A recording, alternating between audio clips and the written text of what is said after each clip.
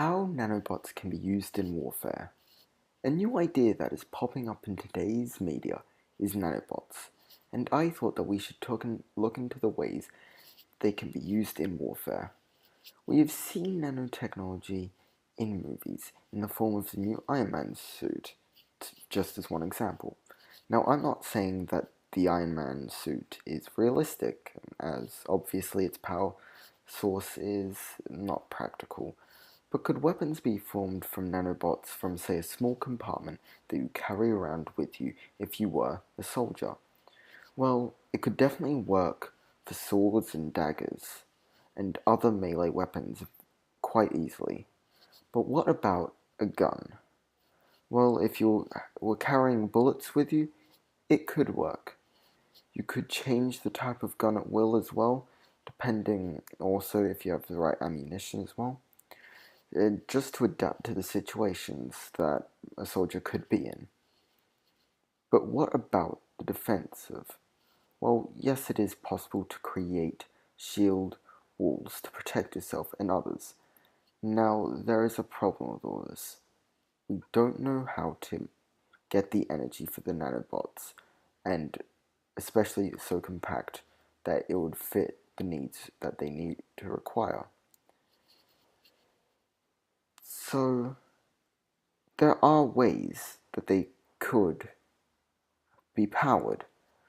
A few suggested ways is a battery, a quite large one. So, an idea is that you're wearing some sort of backpack, and that backpack in it has nanobots and also the power source.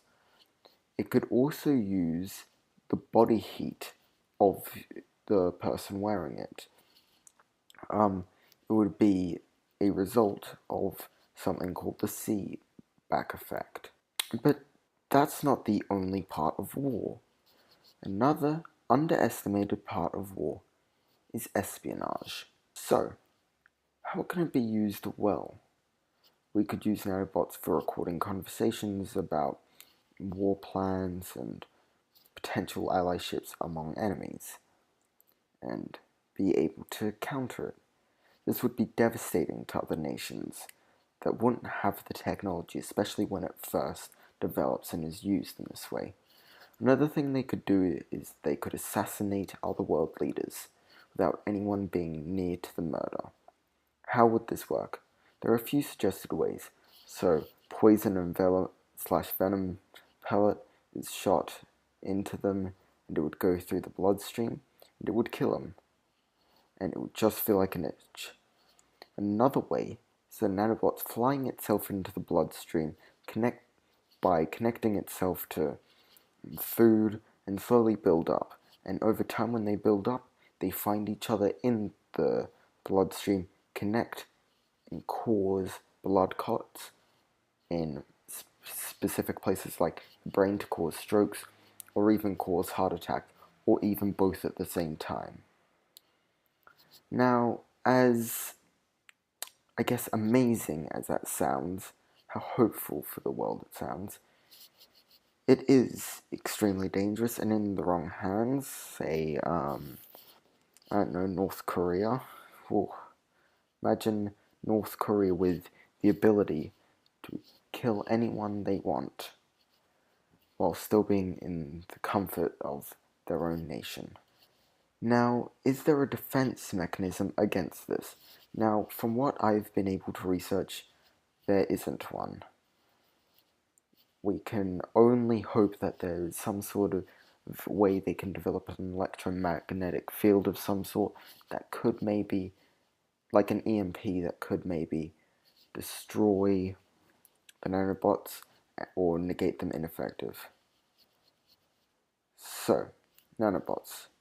They can be used for good, to liberate people who are living in oppressive societies, and they can have the chance to make people free. But they can also be used in the complete opposite way, to oppress and to kill people.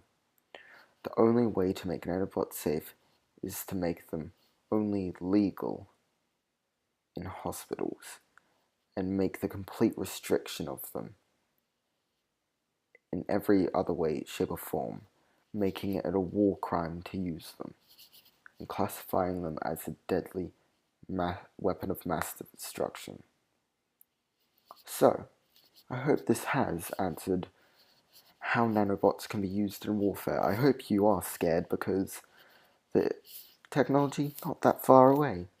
So, I really do hope none of you die. That's a lie. Some people, maybe, don't know yet. I'm probably going to cut this bit. But you know what? I feel like that if I cut this bit, then you have no mates. So, yeah.